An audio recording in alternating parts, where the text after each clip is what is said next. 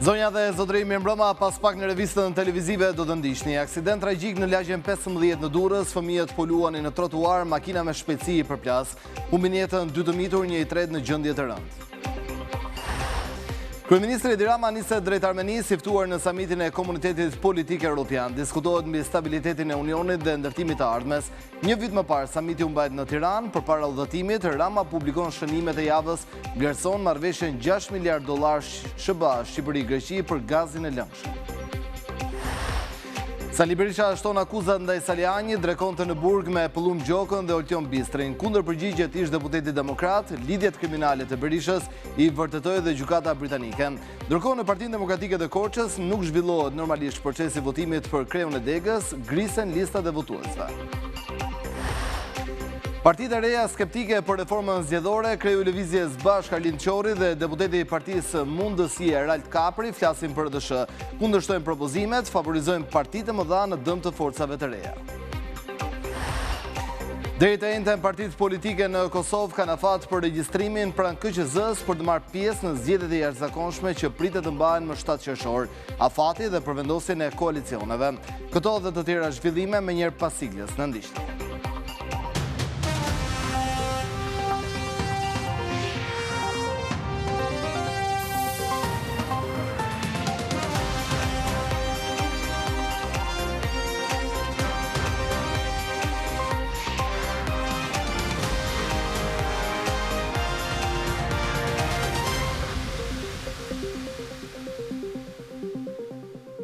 Njemi tani më gjërësisht me zhvillimet kryesore të ditës në edicionin informativ të mbrëmjes në ekranin e radio televiziones shqiptar. Dhe në fakt do të nisim të edicion informativ me një ngjarje të rëndë që ka tronditër qytetin e Durrësit, ku sot nga një aksident tragjik i mori jetën 2 të miturve dhe një i tretë kanë mbetur me dëmtime të rënda.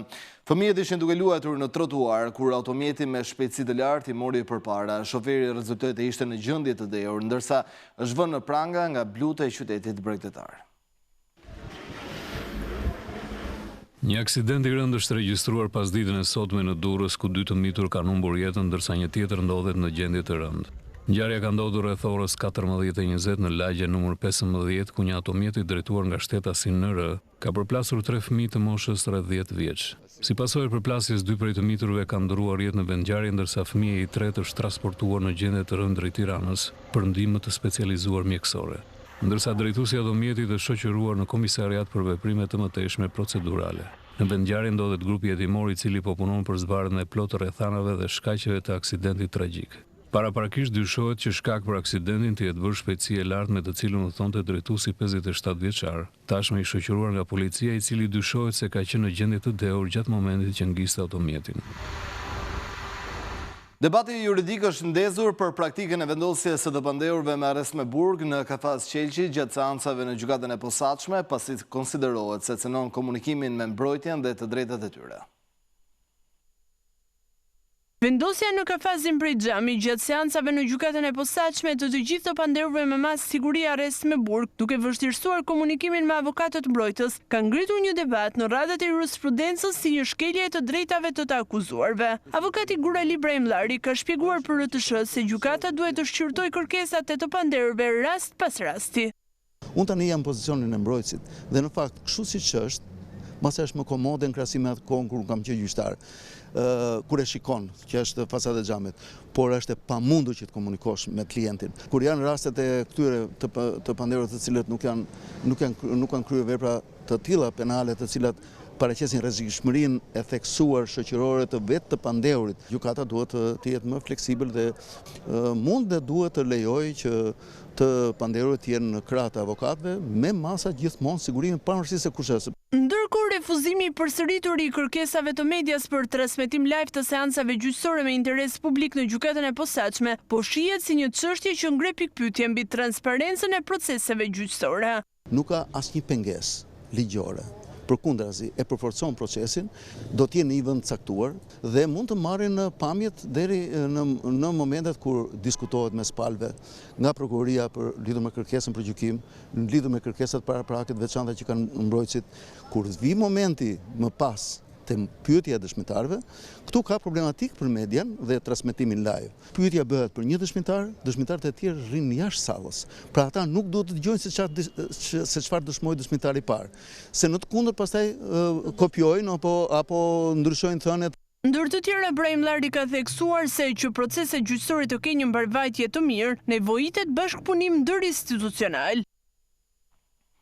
Para ditën e sotme, një zjarr përfshiu një apartament në katin e 7 të një pallati tek zona e komunës së Parisit dhe shkaktoi dëme të konsiderueshme në 2 apartamentet e 2 kateve më lart. Dëmet ishin të konsiderueshme, por fatmirësisht nuk pati asnjë person të lënduar. Shërbimi zjarfikës mbërriti menjëherë sapo u njoftua nga banorët dhe vuri në kontroll flakët, duke parandaluar për hapjen e tyre në apartamente apo në të gjithë godinën. Deri tani ende nuk dihet shkaku i flakëve, ndërsa policia po mbledh të gjitha provat.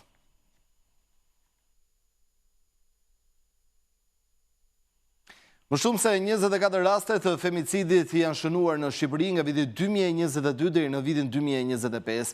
Ekspertët e konsiderojnë situatën shqetësuese, ndërsa zgjidhjen e shohin tek shërbimet e duhura nga mekanizmi i mbrojtjes dhe tek dënimet maksimale për autorët.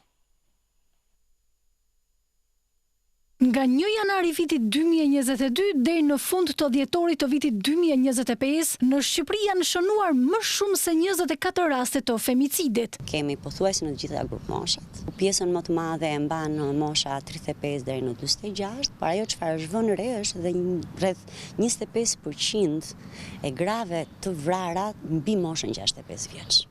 Ngjarjet janë shënuar kryesisht në mjedise familjare, duke dëshmuar se vajzat e gratë janë të rrezikuara kudo. Pjesën më të madhe të rasteve, 85% të rasteve, krimi ka ndodhur brenda ambienteve të shtëpisë. Gratë dhe vajzat nuk janë të sigurta as në shtëpinë e tyre, sepse autori është bashorti, është partneri, është ish bashkësorti që nuk e ka pranuar divorcin dhe kështu me radhë. Në këtë periudhë janë dhënë 2 vendime të dënimit me burgim të përjetshëm për këtë tipologji vrasjeje, por ka pasur edhe dënime të tjera. Gjykata e Elbasanit në 3 vitet e fundit ka dhënë 2 dënime me burgim të përjetshëm. Që një numër i konsiderueshëm autorësh nuk është dënuar me burg, por është dënuar me ndjekje të mjekimit, duke qenë se ka rezultuar i sëmur me shëndetin mendor. Rritja e rasteve kërkon dënime maksimale sipas ekspertëve, pasi situata konsiderohet alarmante. Nëse vret, dënimi i përjetshëm. Ke hequr një grua nga vatra familjare, ke hequr një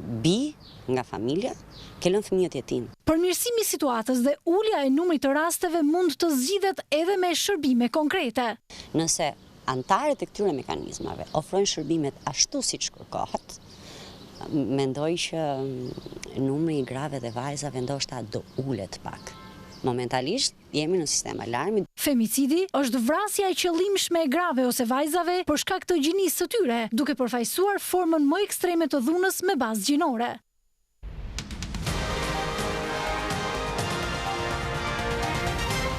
Një vit pasi u mbajt në Tiranë, samiti i Komunitetit Politik Evropian do të zhvillohet në Armeni, aty ku ka udhëtuar dhe kryeministri Edi Rama. Diskutimet do të fokusohen në forcimin e bashkëpunimit mes vendeve europiane, koordinimin e veprimeve për rritjen e qëndrueshmërisë demokratike dhe avancimin e lidhshmërisë dhe sigurisë ekonomike dhe energjetike.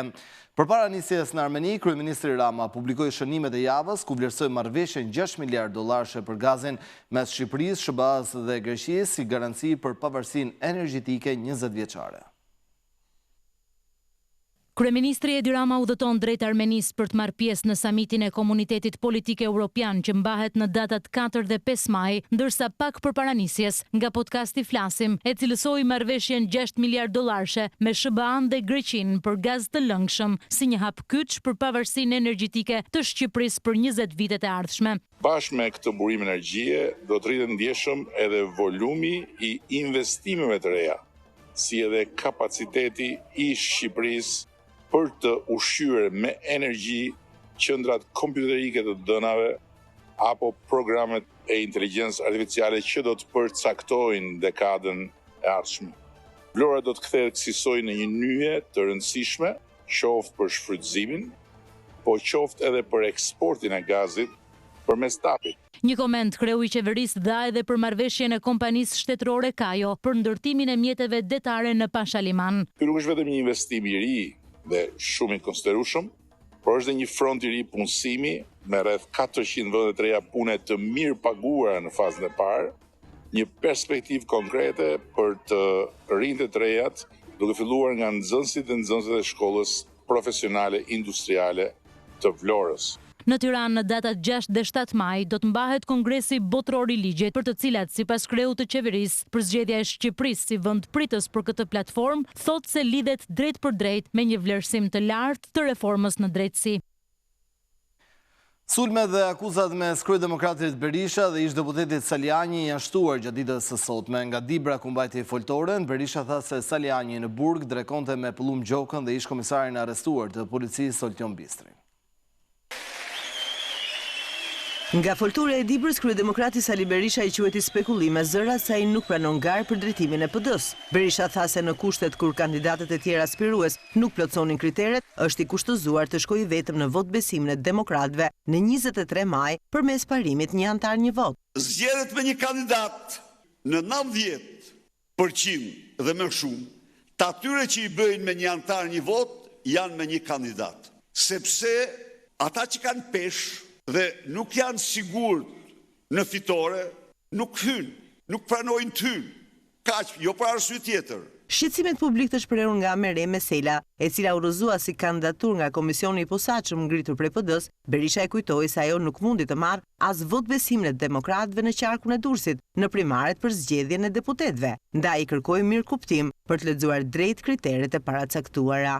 Ka marrë 43 vota për të kandiduar Meremja që të drejtoj ty dhe demokratët, do të ketë disa prova të tjera, sepse përndryshe gara bëhet qesharake. I pyetur për çështjen Saliani, Berisha e krahasoi ish-deputetin me ish-kryetarin e PD-s Basha, peng të lidhjeve me kundërshtarin politik dhe me botën e krimit.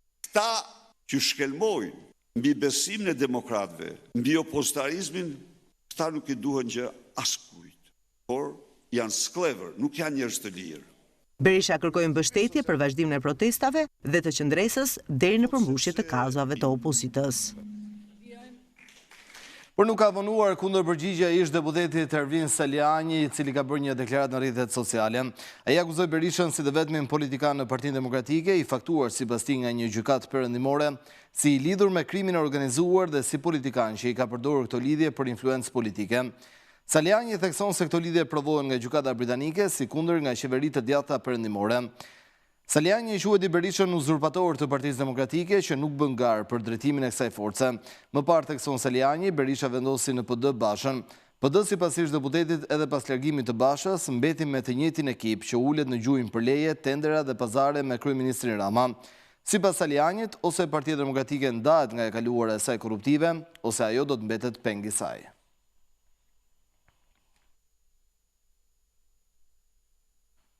Demokratët kishin planifikuar të mbanin procesin zgjedhor të kryetarit të degës së Korçës, zgjedhjet të cilat kanë krijuar disa incidente. Është shoqëruar me tensione dhe debate procesi i votimit për zgjedhjen e kryetarit Partisë Demokratike Dega Korç. Shkak është bërë pretendimi i antarëve të komisionit zgjedhor se janë paraqitur të votojnë persona që nuk janë antar të kësaj partie. Ky pretendim është kundërshtuar nga garuesi Zoto, sipas të cilit listat e përgatitura kishin parregullsi. Ishin 2 raste nga Komuna Drenove dhe ishim për të votuar. Problemi qëndron që ne nuk mund të përjashtojmë asnjë demokrat të votojë. Nuk e kishin emrin në listë dhe ne nuk mund të pranojmë që ata që janë kryetarë dhe që janë pjesë e Partisë Demokratike të rinë pa votuar. Ka padur një bllokim të procesit për shkak se kanë tentuar të votojnë persona të cilët nuk rezultojnë në listat e antarësisë. Në garë për drejtimin e degës Partisë Demokratike në Korçë janë sekretari aktual i saj, Irvin Bode, si edhe Harito Zoto. Reforma zgjedhore nuk merr për krajen e partive të reja. Kreu i Lëvizjes Bashk, Arlind Qori dhe deputeti i Partisë Mundësie Erald Kapri kundërshtojnë propozimet, ata i cilësojnë ndryshimet në favor të partive të mëdha dhe në dëm të forcave të reja.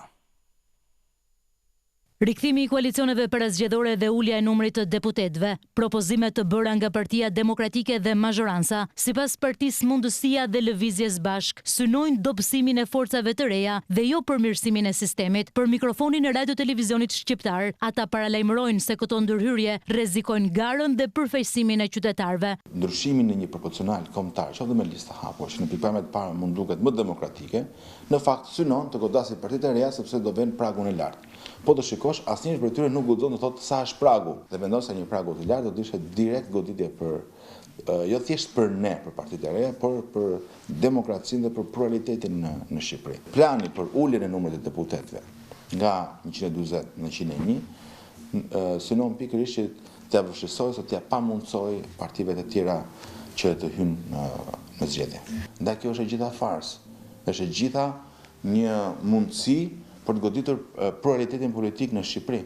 Synimi është të përjashtojnë nga mundësia për të përfaqësuar partitë e reja, parti vitale dhe sidomos parti që nuk do pranojnë të hyjnë në koalicione me partitë e vjetra. Se nga ajo çfarë u kuptoi është se nëse një parti e re zgjedh të hyjë në koalicion me një parti tradicionale si PS apo PD-ja, pragu real për ta do të jetë shumë më i ulët se sa një parti që zgjedh të garoj vetëm. Po ulja e numrit deputetëve automatikisht rrit pragun e përfaqësimit në parlament. Propozimi ynë është nëse është problem dhe është problem në fakt shpenzimet e deputetëve, kjo mund zgjidhet duke ulur rrogat e deputetëve dhe mbi të gjitha duke ulur dietat e tyre, që janë absurde.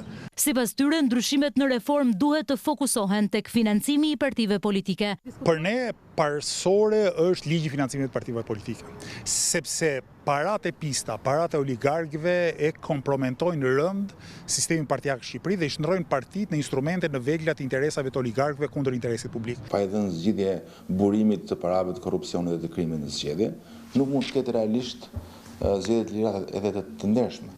Majoranca dhe opozita nuk kërkojnë të bëjnë transparencë për shpenzimet në fushat. Pa u adresuar këto elemente, sipas përfaqësuesve, çdo ndryshim në sistem rrezikon të thellojë pabarazitë politike në vend.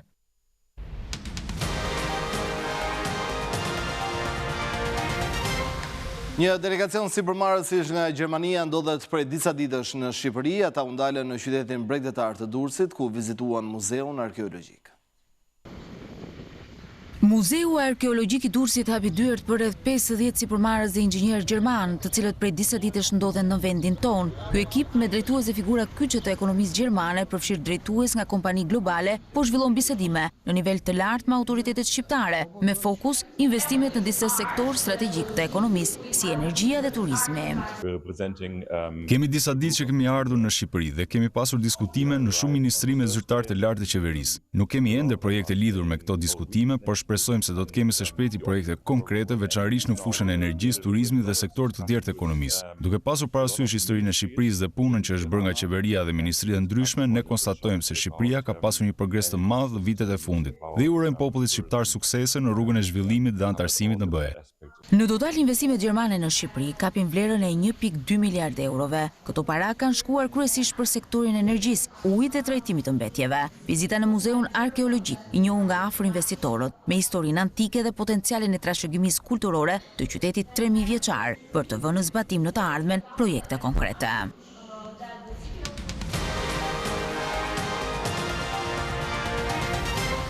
Afro 100 ish gjimnazistë ribashkohen në një takim pas 60 vite, e veçanta e tyre është se të gjithë janë në moshën 77 vjeçare.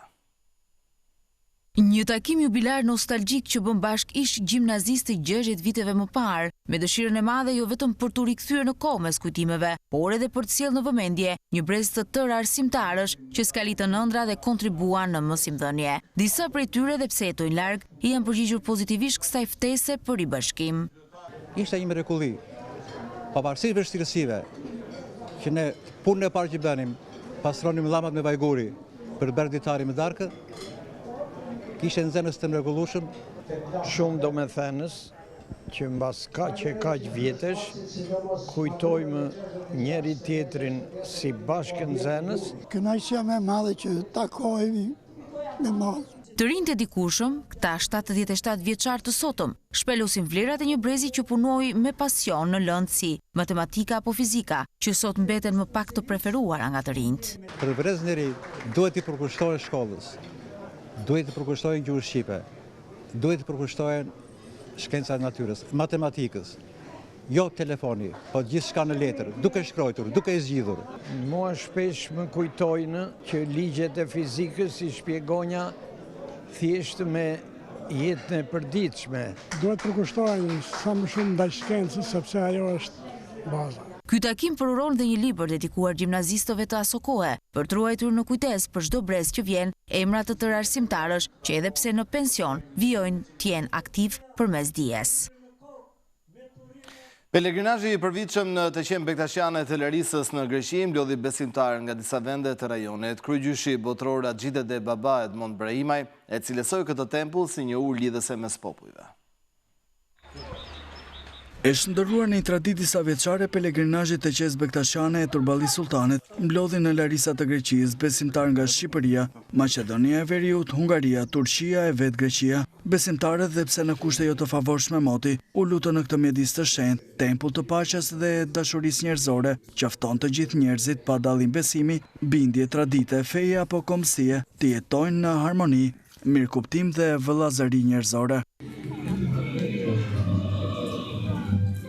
Mbasi u respektuan himnet kombëtare të Greqisë, Shqipërisë dhe botërore Bektashiane, shenjtëria e tij Xhidede Baba Edmond Brahimaj vlerësoi këtë tempull si urë lidhëse midis besimit të popujve. Si besimtar, duke parë që drejta e Bektashit prej 800 vjetësh nuk është shuar, pavarësisht se u mbyll në Shqipëri, po këto kanë rruzuar në gjithë botën, edhe ne vime kujtojmë në çdo 1 maj. Këtë ditë të cilën marrim urata, bekime, lutemi Zotit. Kryegjyshi botëror vlerësoi kontributin e shqiptarëve në ruajtje të identitetit dhe kombit. Shqipëria asnjëherë s'ka për të shuar, po dhe ju që bëni punë këtu në këtë shtet të bekuar Greqinë, që punoni prej 30 sa vjetësh, keni dhënë mund djerës e gjak për të mbajtur vetë familjen tuaj, po dhe për keni bërë nder këtij shteti për veprat të mira që bëni ju dhe familjet tuaja. Kryegjyshi Baba Dede Edmond Brahimaj shpreu besimin se nëpërmjet mirëkuptimit, bashkëpunimit, rrugëve ligjore, do të mundësohet afirmimi plot i identitetit të kësaj teqeje, si pjesë e trashëgimisë së lisës së shenjtë të kryegjyshatës botërore Bektashiane. Në përfundim të ceremonisë, nuk mungoi lutja për paqe, dashuri dhe vëllazëri mes njerëzve, duke përçuar një mesazh shprese për shoqërinë e sotme njerëzore.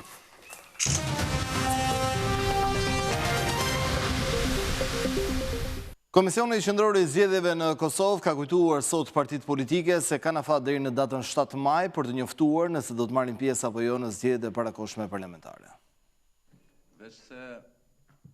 Deri në datën 7 maj, partitë politike të Kosovës duhet të njoftojnë Komisionin Qendror të Zgjedhjeve nëse do të marrin ose jo pjesë në parlamentaret e parakohshme të 7 qershorit. Në një intervistë për agjencinë e lajmeve Kosova Press, zëdhënësi KQZ-s, Valmir Elezi u shpreh se aktualisht janë 53 parti politike të regjistruara dhe aktive në vend. Të gjitha partitë politike të regjistruara në Kosovë janë të obliguara që në një afat prej 7 ditësh, pra nga 1 maj deri më 7 maj, të njoftojnë KQZ-n për pjesëmarrje ose mos pjesëmarrje në zgjedhjet e parakohshme për Kuvendin e Kosovës. Elezi gjithashtu bëri me dije se po deri në datën 7 maj partitë duhet të njoftojnë KQZ nëse duan të marrin pjesë në zgjedhje përmes koalicioneve. Koalicioni mund të ndërtohet nga së paku 2 parti politike dhe sipas ligjit, partia politike nuk mund të tërhiqet nga koalicioni pasi të jetë certifikuar derisa rezultati i zgjedhjeve të certifikohet nga ana e KQZ-s. Gjithashtu, partia politike e cila është anëtare e koalicionit nuk mund të marrë pjesë si anëtare në një koalicion tjetër apo edhe si parti e veçantë në të njëjtat zgjedhje. 24 subjekte politike nga të cilat 18 parti, 3 koalicione, 2 iniciativa qytetare dhe 1 kandidat i pavarur morën pjesë në zgjedhjet e parakohshme parlamentare të dhjetorit të shkuar. Parlamentarët e 7 qershorit mbahen pasi legjislatura e 10 e organit ligjvënës të vendit u shpërnda për shkak se nuk arriti të zgjidhte presidentin ose presidenten e re të vendit.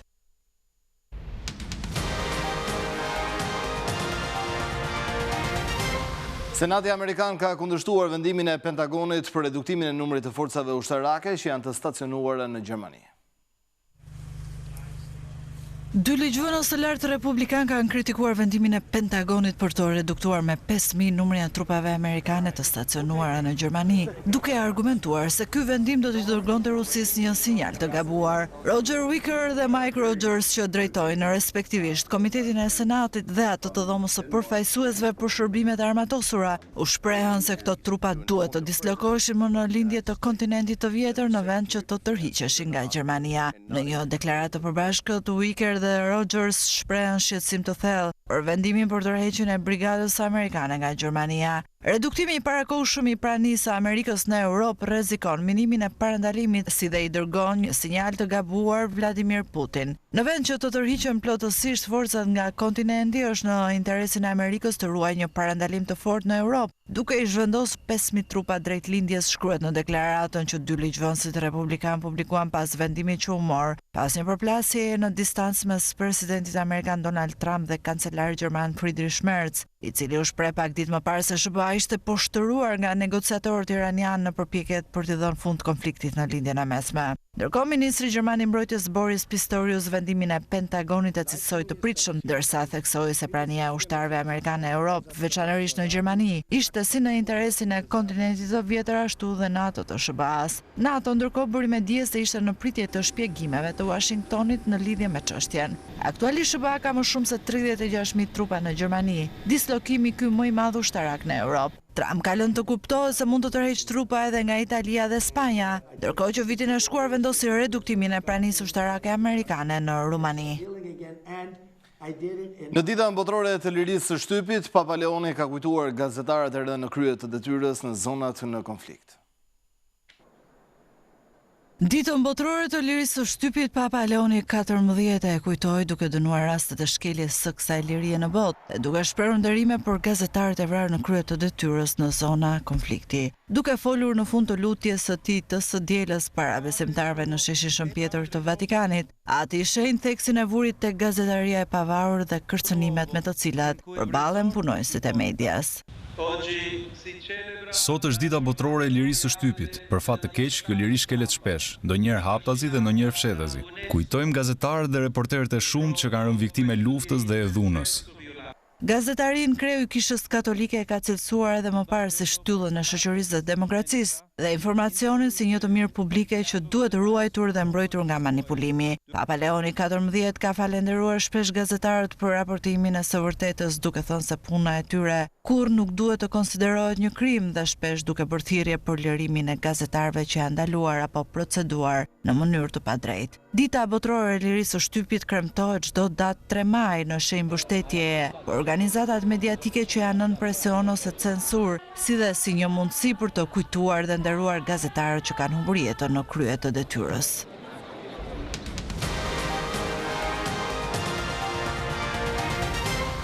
Kategoria e parë ka dhënë sot verdiktet e saj. Kuksi dhe luftëtari do të luajnë në play-out për kациsh përballë Bylis B dhe Sopotit, ndërkohë që Apolonia dhe Lushnja bien në kategorinë e dytë. Kuksi shmangu rënien direkt nga kategoria e parë fal fitores 2-1 kundër Besës në javën e fundit të kampionatit. Dësa Apolonia dhe Lushnja bien në kategorinë e dytë. Fjerakët barazuan 4-4 me Burrelin, dësa Lushnja u mund 1-4 nga Kastrioti. Në sezonin e ardhshëm derbi mysqar do të luhet në nivelin e 3 të futbollit shqiptar, si asnjëherë më parë. Java e 33 të kampionatit të kategorisë së parë ka dhënë thojse të gjitha verdiktet, përveç skuadrës kampione, e cila do të njihet nesër në përfundim të ndeshjes Skënderbeu-Laçi. Pogradeci, Iliria, Besa dhe Kastrioti kanë zënë vendet nga i treti te i gjashti. Shka do të thotë që në play-off do të kemi çiftet Pogradeci, Kastrioti dhe Iliria Besa, me skuadrat me renditjen më të mirë të favorizuara, jo vetëm për shkak se do të luajnë në shtëpi, por edhe sepse ju mjafton barazimi për të kaluar në finale, nga e cila do të dalë skuadra që do të luftojë me vendin e 8 të Abisnet Superiore për të luajtur në kategorinë më të lartë sezonin e ardhshëm. Ndërkohë, për mbijetesën, në play-out luftëtari do të ndeshet me Sopotin, ndërsa Kuksi me Bylis B. Tu kemi mbritur në fund, unë ju falenderoj për vëmendjen tuaj, bashkë miru takofshin.